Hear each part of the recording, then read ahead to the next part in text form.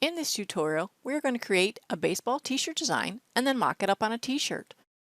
To make this design, we will trace a clip art, create customized text with outlines, and add some tire stripes to the text using a power clip.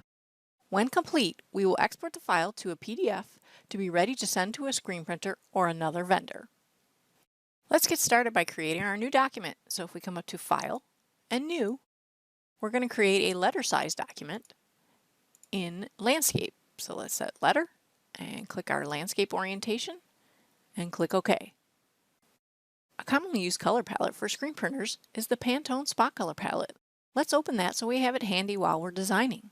So let's go to Windows, Dockers, and if we scroll way down, it's off my screen, but look for the word Palettes and click on that. What that's going to do is open the Palette Manager. So now inside here, let's go to the Spot Color Palettes, open that, click on Pantone, open that, open Pantone Plus, and select the Solid Coated version 3.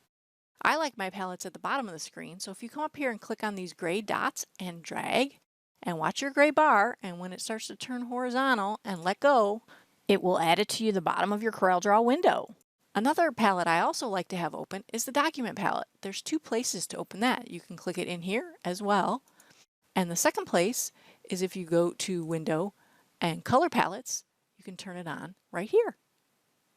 And now I can close this Docker because I don't need it anymore.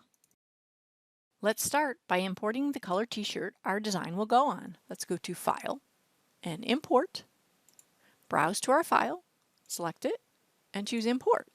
We can draw a rectangle on the page to import our shirt. Before we get too far, we should save our document, so we can use the Save icon or go to File and Save. And I'm going to my desktop and clicking on my baseball design folder, and I'm going to call it Baseball T-shirt. And choose Save. Now let's create a background color on our page of that shirt color. This will help us see how the ink colors we choose will look against that color. We're going to move the shirt off the page to assist in that. So now we're going to double click on our shadow. To get to the page options, come over here to Background, choose Solid, and go into the color drop down. And we're going to click the eyedropper, and we're going to come over here to the shirt color and click OK. Now we're ready to bring in our clip art. So let's go to File and Import, browse to our clip art, select it, click Import, and draw a rectangle on the page. While our clip art is selected, if you look at the bottom of the status bar, it shows that this is an RGB bitmap that is 316 dpi. And this is a bitmap, so it will have to be traced with PowerTrace. If you want to learn more about vector art versus raster art, we have a tutorial in the CorelDRAW Discovery Center. Select the clip art if not already selected. Come up to Trace Bitmap, choose Outline Trace, and choose Clip Art to get to PowerTrace. It's going to ask us if we want to reduce the bitmap DPI to get better performance, and we do, so let's reduce the bitmap. Okay, let's see what we got inside PowerTrace. The top image inside PowerTrace is the bitmap, the original, and this is our result as we're adjusting the settings. So let's see what we got. We want to delete the background, so we'll leave that on. We're going to merge the adjacent colors, and we're going to remove the overlap. Let's also group by color, because that way if we want to change the reds all at one time, it's easy and they're going to be pre-grouped for me. If I want to delete the original, I could do that. Now let's jump over to the Colors tab and see what we have. We have 3 reds and 2 grayish whites. A tip here is if you know you're going to switch to spot colors, you can come in the drop down and preset that so that all colors change right away. I'm not going to do that here. I'm going to show you how to do it outside of PowerTrace when we're done. So let's merge these reds so we get down to just a red and white baseball. So let's select this and then hold Shift and select this one and choose Merge. And let's do the same thing for these 2 colors. Let's select this with Shift and hit Merge. So now we're down to a 2-color result, and we can easily change those colors outside the window. So let's click OK.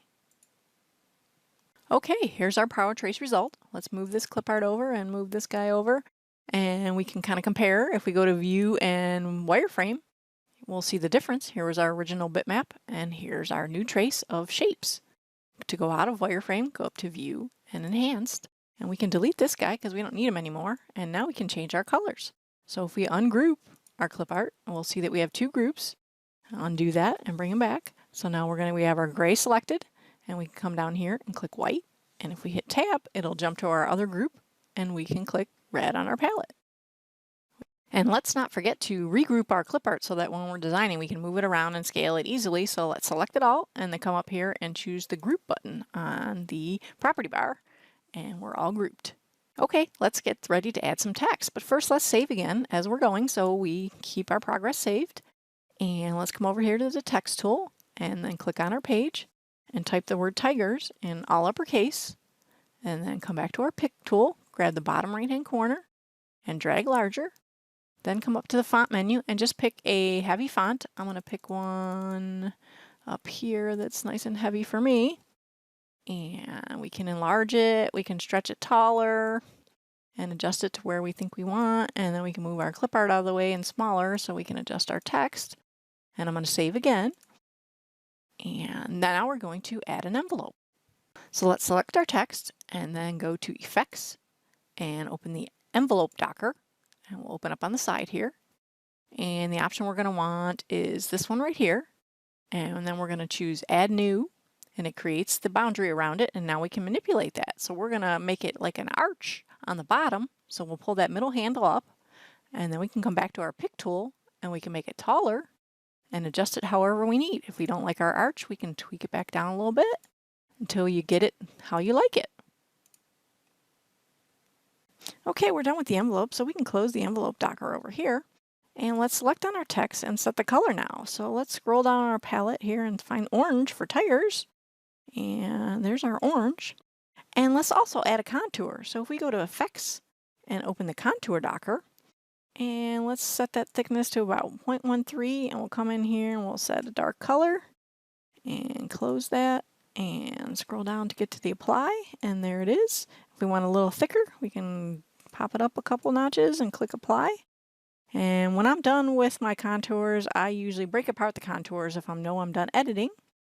And there's our color on the top text. Okay, we're done with the Contour Docker, so we can close that.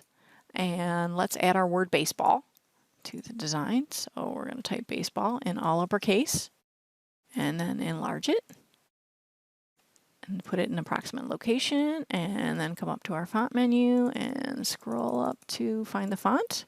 Set that, and now it's in CMYK, so let's set that to spot color as well. So let's scroll down our palette here and find the Pantone Black, and if you mouse over it, it tells you where it is. There it is. And I realize we didn't set our black on our design up here, so let's set the black up there so they match and are consistent.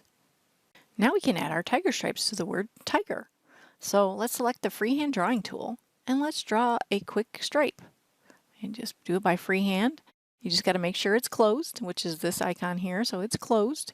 And then we can fill it with black. Since our black jumped in our palette, it's right down here now is the colors we're using. And I'm going to remove the outline that's on the shape right now. It says it has a CMYK outline. If we right click on this, it will remove the outline.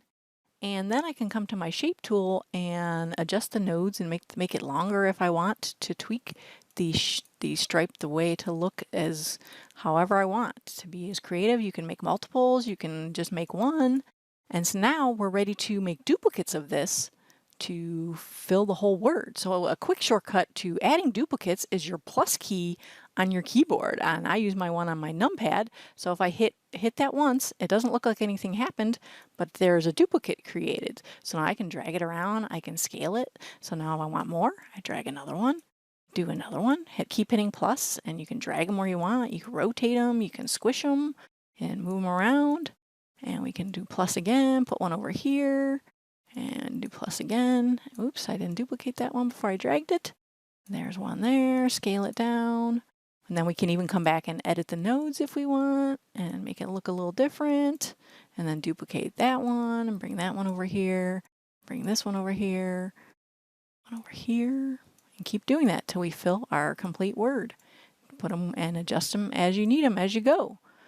And we'll squish that one up, make it look a little different, move it over here, and then we'll squish it this way and tilt it a little, and you can customize it to your heart's content.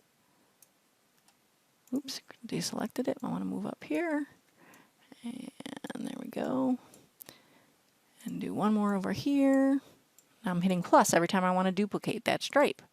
I'll add one more over here so it's on this side. We'll shrink it way down, get little stripes over here. But now they're sticking out the edges, so we want to power clip those inside the shape. Now let's lasso all these stripes so we can select them all at once, come up here and group them into a group. And now if we right click on one of the stripes and we choose power clip inside and point to the orange text, it will put them inside that orange text. All right, we're in the home stretch of putting our design together. Right now I'm going to lasso this upper text because there's two items, the orange text and the black contour. So I'm going to group that by hitting Control G on my keyboard. And then I can start to move my design around to see how I like it. Now if I want them centered exactly, I can lasso them all and I can hit C on my keyboard, or you can go to the Object menu and the Align options are under Align and Distribute. C and C is the keyboard shortcut I'm using. I use the C, E centering shortcuts all the time. So now let's see, are we doing pretty good? We're pretty good. Now I've realized I forgot my white outline. I'm going to add an outline to this text. So I'm going to right click on the white on the color palette. Then come over here and double click to set my settings. And I'm going to set that at about an 8 point and set behind fill and scale with image. And that looks pretty good. Let me double check my centering again and lasso them, center them. There we go. And then I'm going to nudge my baseball up a little bit. And we're just about done. So I'm going to group, lasso everything and group my whole design. Okay, let's put our finishing touches on this design. We want to decide what our final size is going to be, and a common size for youth t-shirts is 10 inches wide. So if you look up in our toolbar right now, we're 9.3 inches. So I can type 10 inches here as long as our bar is locked right here. The size proportions are locked, and we hit tab, it'll make it 10 inches proportionally, and there's our design. Now we're ready to put it on the shirt. So let's do a Control C or copy, and you can go edit copy as well. And let's come down here and let's add another page in our document. And let's paste our design. And now we can go back to here and also copy our shirt and come back to page 2 and paste our design. And now we can bring it on the page. And let's bring our design to the front by going Order and to the front of the page. And we can grab our corner down here and scale it and make it look proportional to the actual size we're printing. So make sure it doesn't look 14 inches wide when you're actually only want it printed 10 inches wide. And there's our design, all mocked up on a shirt. Let's make sure we save again so that we get all our changes saved. And now if you're ready to send it to a vendor, you can come down here to File and Publish to PDF, and let's set some settings. Make sure you browse to where you want to save it to. I want to put it in my baseball design folder. And I'm going to come down here and choose pre-press because this is for high-end printing with high-quality graphics. And let's choose settings. And we can choose whether we're exporting the whole document or a current page. Right now it's set to current page, but let's switch it to current document. If you need to do specific pages, you can tell it specific pages as well. And I also come up here to Objects, and I tell it to export all text as curves because my vendor may not have the font that I used. So this way all your whole document in the PDF will be converted to curves, but your original file will still be text, which will be editable in case you want to change tigers to lady tigers.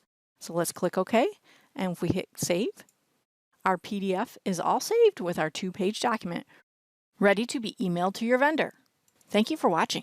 If you're watching this video on YouTube, you'll find a link in the description below that will take you to a tutorial page on the Discovery Center.